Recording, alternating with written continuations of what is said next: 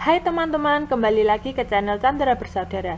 Pada video kali ini kita akan belajar tema 5, subtema 1, pembelajaran 4. Apa yang akan kita pelajari yaitu mengenal kondisi geografis Indonesia melalui peta.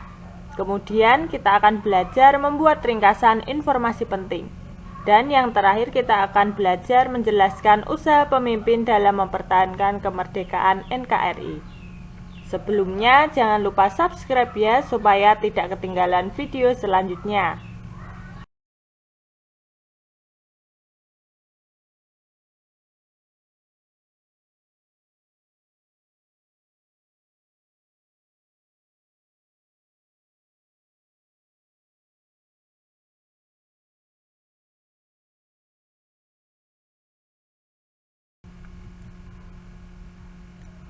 Coba perhatikan gambar berikut ini. Gambar apakah ini?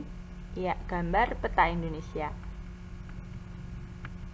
Ayo simak percakapan siswa kelas 5 berikut ini berdasarkan gambar di atas. Udin berkata, "Lihatlah peta Indonesia itu, aku bangga dengan Indonesia. Bagiku tidak ada negara seunik negara kita." Lani berkata, "Aku tidak menyangka negara kita memiliki pulau sebegitu banyaknya." Siti berkata, "Pasti hal itu akan mempengaruhi cara hidup penduduknya, bukan?" Udin kembali berkata, "Ya, tetapi apa makna kalimat tersebut? Indonesia sebagai negara maritim." Siti berkata, "Bagaimana kalau kita mencari tahu?" Ya, kita akan belajar mengenai Indonesia sebagai negara maritim. Indonesia sebagai negara maritim dan agraris. Indonesia memiliki kondisi geografis yang unik di antara negara-negara yang ada di kawasan Asia Tenggara. Perhatikan dengan saksama peta Indonesia. Bentuk negara yang terdiri atas pulau-pulau seperti Indonesia disebut negara kepulauan. Negara kepulauan merupakan salah satu ciri dari negara maritim. Negara maritim adalah negara yang memiliki luas laut lebih besar dibandingkan dengan luas daratan yang terdiri atas pulau-pulau. Oleh karena itu, penduduk yang tinggal di negara maritim banyak memanfaatkan sumber daya kelautan untuk memenuhi kebutuhan hidupnya. Nah, perhatikan peta Indonesia 34 provinsi berikut ini.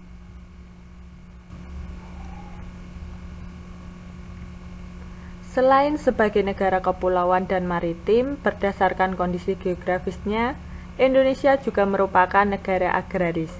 Negara agraris adalah negara yang sebagian besar penduduknya bekerja sebagai petani yang mengolah lahan pertanian. Sebagai negara agraris, tentu saja negara Indonesia memiliki lahan subur yang sangat cocok untuk pertanian dan perkebunan. Perhatikan kembali peta Indonesia tersebut. Jika diperhatikan, negara Indonesia memiliki banyak sekali gunung berapi yang masih aktif. Abu vulkanik gunung berapi dapat menyuburkan tanah yang berada di sekitarnya. Tanah yang subur merupakan sumber daya alam yang penting untuk pertanian dan perkebunan. Keberadaan negara Indonesia sebagai negara tropis juga sangat menguntungkan. Adanya dua musim, yaitu musim kering atau musim kemarau, dan musim basah atau musim hujan, membantu para petani dan nelayan Indonesia untuk bekerja. Kekayaan laut dan pertanian merupakan sumber daya andalan Indonesia.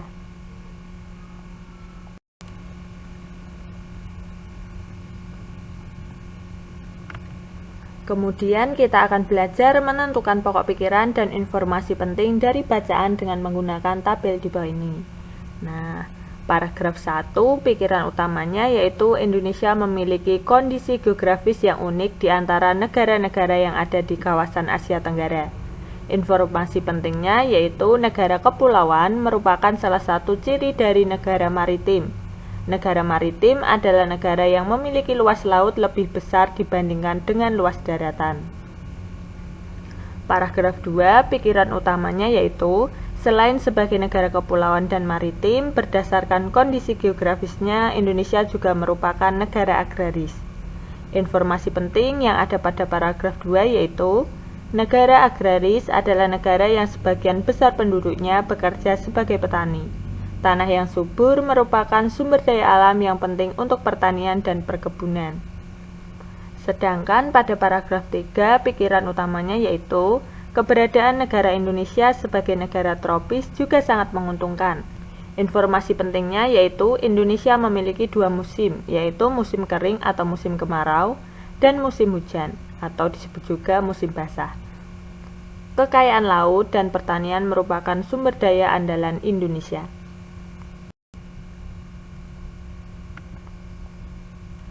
Yang kedua, kita akan belajar membuat ringkasan berdasarkan bacaan. Berdasarkan bacaan tadi, ringkasannya yaitu Indonesia memiliki kondisi geografis yang unik di antara negara-negara yang ada di kawasan Asia Tenggara. Selain sebagai negara kepulauan dan maritim, berdasarkan kondisi geografisnya, Indonesia juga merupakan negara agraris. Keberadaan negara Indonesia sebagai negara tropis juga sangat menguntungkan. Selanjutnya, dengan menggunakan peta, kamu dapat mengetahui kondisi geografis sebuah negara termasuk kenampakan alamnya. Dengan mengetahui kenampakan alam, kamu juga dapat mengetahui potensi sumber daya alam yang tersedia dan mata pencaharian penduduk yang ada di sekitarnya. Nah, perhatikanlah nama berbagai kenampakan alam yang ada, seperti nama gunung, selat, atau laut yang berada di wilayah tersebut.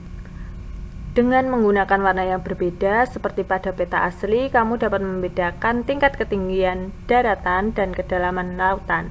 Dari data tersebut, kamu dapat mengetahui daerah mana yang lebih rendah atau lebih tinggi dibandingkan dengan daerah lainnya. Nah, coba perhatikan gambar berikut ini.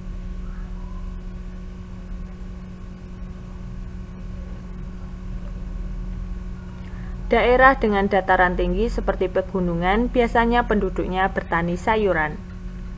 Daerah yang lebih rendah biasanya penduduknya bertani padi dengan mengolah sawah. Bagaimana dengan daerah yang berada dekat laut? Ya, gunakan gambar peta yang telah diwarnai untuk menunjukkan dan menjelaskan informasi tentang kemungkinan kegiatan penduduk di daerah yang memiliki perbedaan kenampakan alam. Daerah pantai dalam peta diberi warna hijau muda. Di wilayah pesisir atau pantai ini umumnya dijumpai kegiatan masyarakat yang berhubungan dengan kelautan. Sebagai contoh, penangkapan ikan di laut, pembudidayaan ikan air payau, usaha tambak udang, serta pusat-pusat pelelangan ikan dan sebagainya. Dataran rendah dalam peta berwarna hijau tua memiliki kontur landai dan relatif datar. Berbagai kegiatan manusia yang banyak dikembangkan di daerah dataran rendah antara lain, kegiatan pertanian atau perkebunan tanaman dataran rendah. Kemudian kawasan industri menengah dan besar. Yang ketiga ada pusat-pusat perdagangan. Yang keempat pusat-pusat pemerintahan dan kebudayaan, serta pusat-pusat permukiman. Sedangkan wilayah dataran tinggi atau pegunungan dalam peta berwarna kuning coklat memiliki udara lebih sejuk. Kegiatan yang mungkin dijumpai di wilayah ini antara lain yang pertama budidaya pertanian atau perkebunan tanaman dataran tinggi. Kemudian kegiatan wisata gunung atau agrowisata serta kegiatan kehutanan atau hutan produksi. Kesimpulannya, aktivitas penduduk di suatu daerah sangat dipengaruhi oleh kondisi geografis, terutama kondisi fisiknya. Indonesia memiliki bentang alam atau bentuk permukaan bumi yang ada di daratan berbeda-beda. Ada yang disebut dataran tinggi, dataran rendah, dan pantai.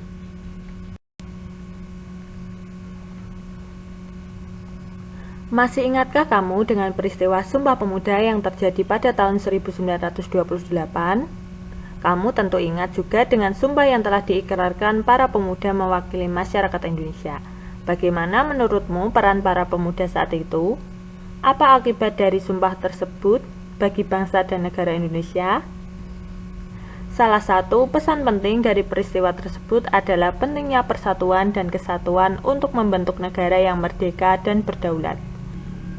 Walaupun kini negara kita telah menjadi negara yang merdeka dan berdaulat, Tetapi, usaha untuk mempertahankan kesatuan bangsa merupakan usaha yang harus terus-menerus dilakukan.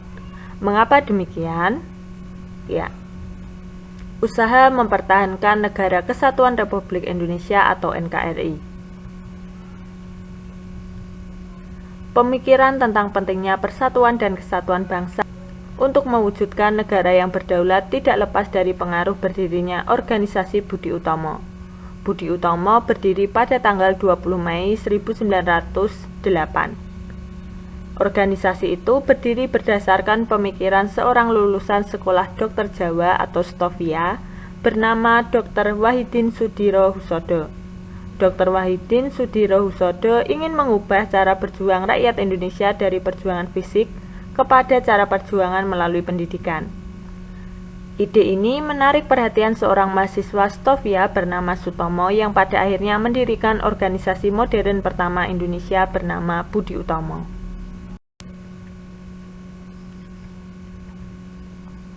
Perjuangan Dr. Wahidin Sudirohusodo dan Dr. Sutomo adalah berusaha membangkitkan kesadaran masyarakat Indonesia kala itu terhadap pentingnya persatuan dan kesatuan bangsa tanpa perlu mempermasalahkan perbedaan agama dan suku. Keberadaan Budi Utomo telah menumbuhkan semangat dan menandai terjadinya kebangkitan bangsa secara nasional. Sementara kebangkitan pemuda Indonesia ditandai dengan peristiwa Sumpah Pemuda pada tanggal 28 Oktober 1928. Pada kenyataannya, semangat persatuan dan kesatuan selalu mendapatkan tantangan. Tantangan ini berupa perlawanan dari bangsa asing maupun tantangan dari warga negara Indonesia yang tidak menginginkan persatuan bangsa. Untuk melawan kekuatan asing, muncullah perlawanan masyarakat di segala penjuru Indonesia yang melahirkan tokoh-tokoh yang gagah berani. Jenderal Sudirman dan Bung Tomo merupakan dua dari sekian banyak tokoh nasional yang terkenal berani melawan kekuatan asing yang mengancam kesatuan negara Indonesia. Kedua tokoh tersebut berjuang sekuat tenaga untuk mempertahankan kemerdekaan Indonesia yang telah diproklamasikan pada tanggal 17 Agustus 1945. Pada masa kini, usaha mempersatukan bangsa sering terancam oleh gerakan-gerakan dalam masyarakat yang ingin memecah belah Negara Kesatuan Republik Indonesia. Gerakan Aceh Merdeka di Aceh dan gerakan organisasi Papua Merdeka di Papua merupakan gerakan masyarakat yang ingin memisahkan diri dari NKRI pada masa Orde Baru. Setelah masa Orde Baru selesai, digantikan oleh masa reformasi. Para pemimpin nasional pada saat itu berusaha keras melakukan perundingan-perundingan untuk meredam aksi perpecahan tersebut. Kiai Haji Abdurrahman Wahid, Presiden keempat Indonesia, merupakan salah satu tokoh nasional yang membantu upaya perdamaian untuk mengatasi perpecahan tersebut.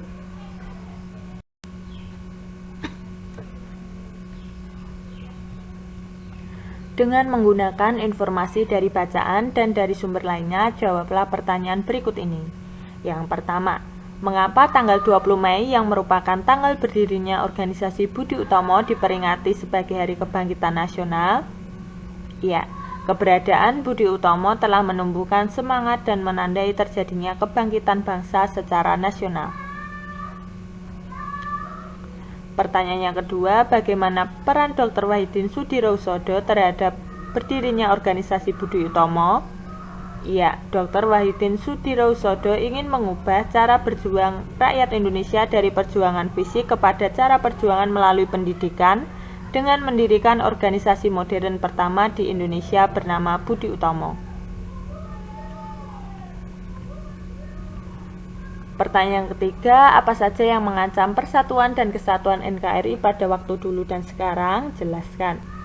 Ya, zaman dulu persatuan dan kesatuan terancam oleh sifat kedaerahan dan politik adu domba penjajah Belanda.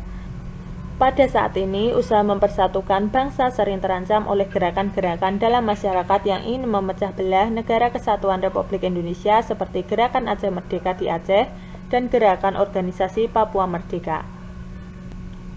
Yang keempat, apa saja usaha yang telah dilakukan untuk mengatasi ancaman terhadap keutuhan NKRI pada waktu dulu dan sekarang?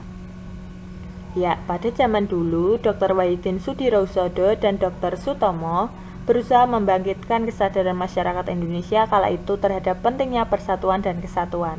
Pada masa sekarang, para pemimpin nasional berusaha keras melakukan perundingan-perundingan untuk meredam aksi perpecahan.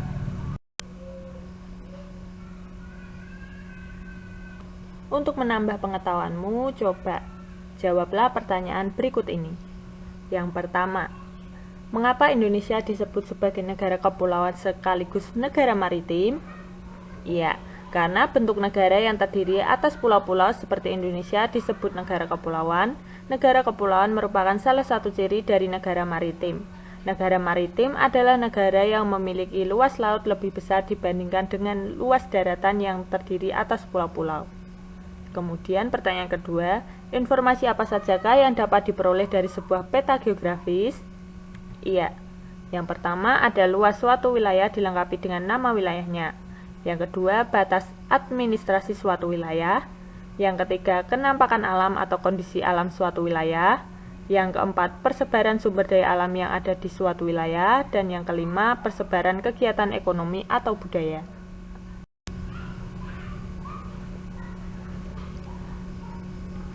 Pertanyaan ketiga, apa sajakah manfaat persatuan dan kesatuan bagi kehidupan berbangsa dan bernegara di Indonesia? Iya. Yang pertama, kita tidak dapat dengan mudah dihasut oleh pihak-pihak tertentu, terutama mereka yang ingin menumbuhkan rasa benci atas perbedaan yang kita miliki. Yang kedua, kita semakin menghargai dan menghormati sesama kita dimanapun kita berada. Yang ketiga, kita mampu maju dan berdiri teguh sebagai suatu bangsa dalam menghadapi tantangan global, baik dari segi ekonomi, budaya, teknologi, keamanan, sosial, dan lain-lain. Yang keempat, kita mampu menangkal aksi terorisme, karena aksi kriminal semacam ini hanya dapat berhasil jika kita tidak tumbuh dalam persatuan dan kesatuan dengan seluruh rakyat Indonesia.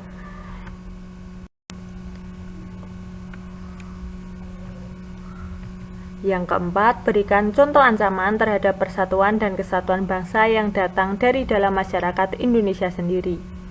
Ya, ada narkoba, ancaman bidang politik, pemberontakan, persoalan daerah, isu SARA, makar atau penggulingan pemerintah, kesenjangan ekonomi masyarakat, serta masalah KKN.